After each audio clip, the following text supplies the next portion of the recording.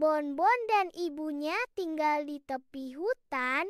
Bonbon senang bermain di hutan, berlari ke sana kemari dengan riang gembira. Terkadang Bonbon saking asyiknya bermain suka lupa waktu atau melupakan pesan ibunya agar tidak bermain terlalu jauh ke dalam hutan. Karena hutan dekat tempat tinggal rumah Bonbon merupakan hutan yang sangat lebat dan masih ada binatang buasnya. Pada suatu pagi yang cerah, Bonbon sedang bermain, berlari-lari di padang rumput di dekat rumahnya, dekat tepian hutan. Sebelum keluar rumah, Ibu Bonbon sama seperti sebelumnya sudah menginginkan Bonbon agar tidak bermain,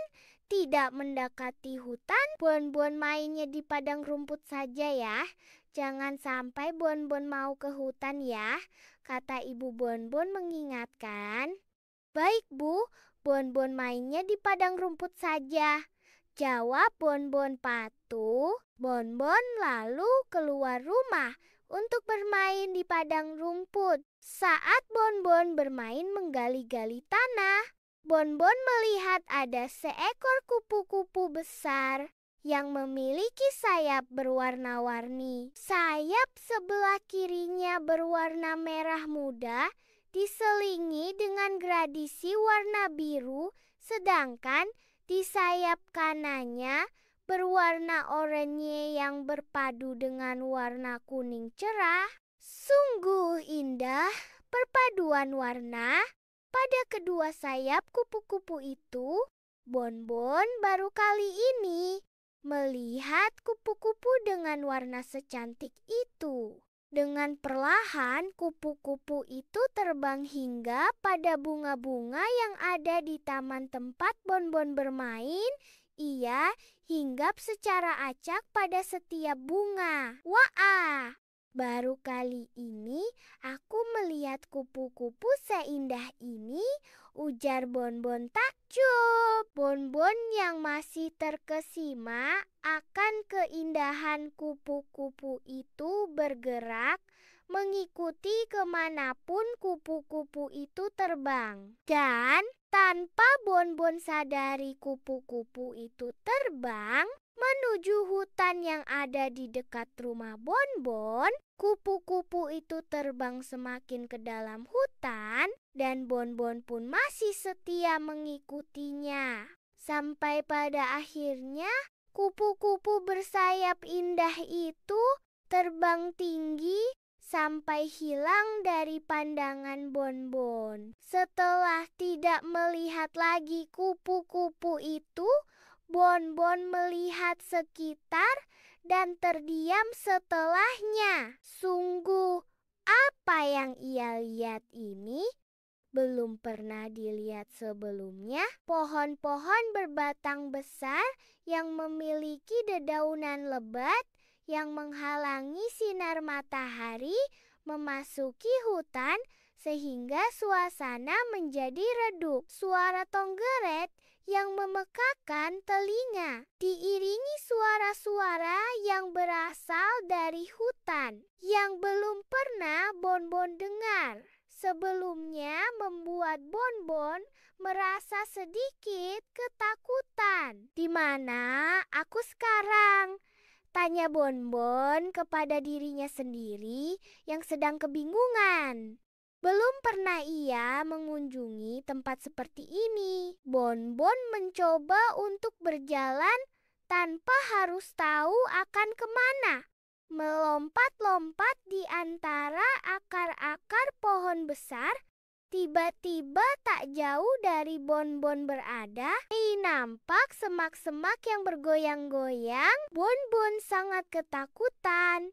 Ia pikir itu adalah hewan buas yang akan menerkam dia. Apa itu? Apakah itu seekor harimau yang sedang kelaparan, yang hendak mencari mangsa? Gumam Bonbon dalam hati sambil gemetar seluruh badannya. Di tengah ketakutan yang melanda Bonbon, tiba-tiba seekor kancil meloncat keluar dari semak-semak yang bergoyang tadi.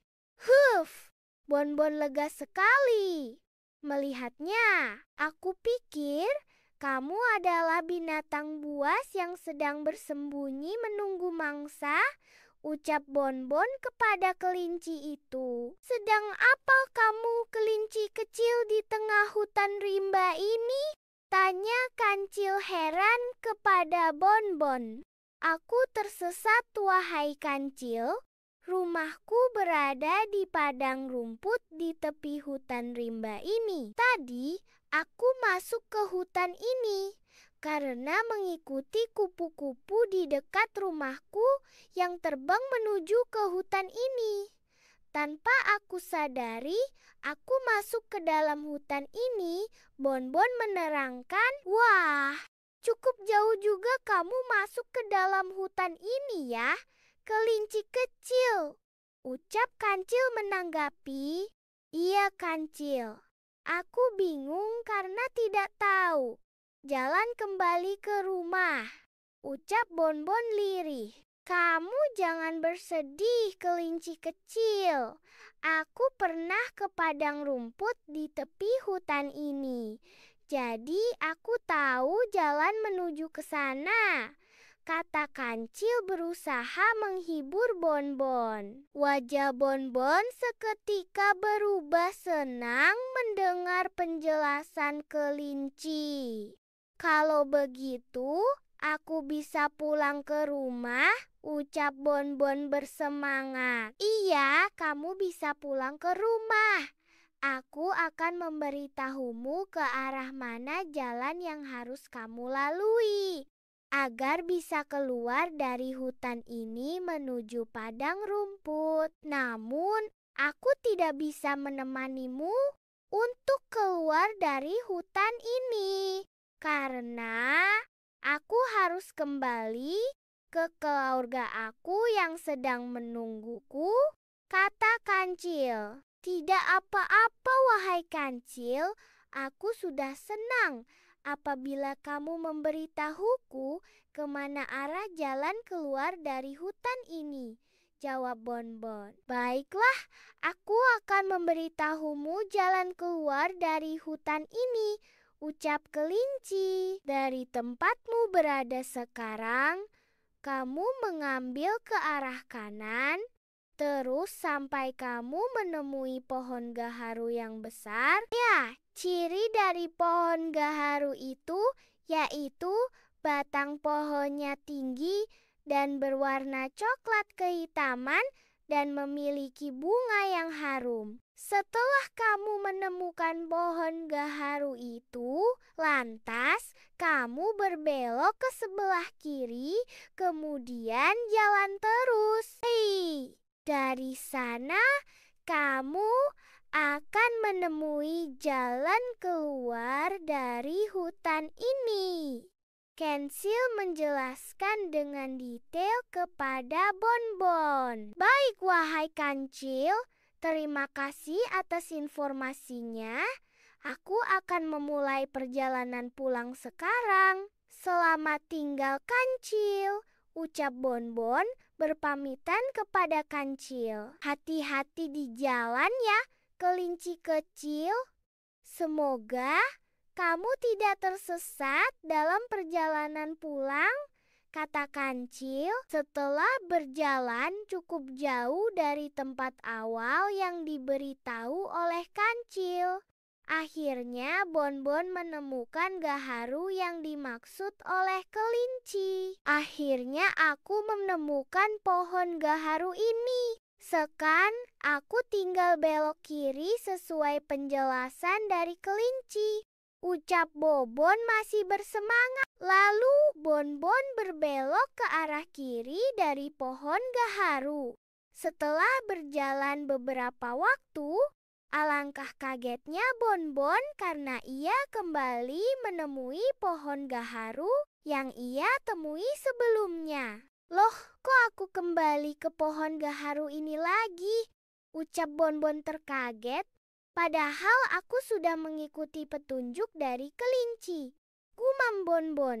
Baiklah, aku coba sekali lagi mengikuti sesuai pet nunuk yang kelinci berikan. Namun setelah berjalan beberapa waktu, Bonbon kembali ke tempat pohon gaharu semula.